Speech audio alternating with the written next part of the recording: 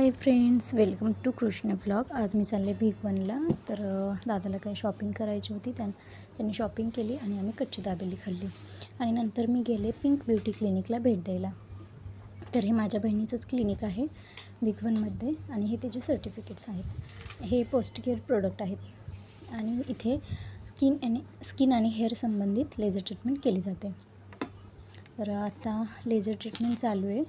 तुम्हाला जर अपॉइंटमेंट घ्यायची असेल तर मी एक बॅनर देते. त्या बॅनरवर नंबर आहे, त्याच्यावर तुम्ही अपॉइंटमेंट घेऊ शकता.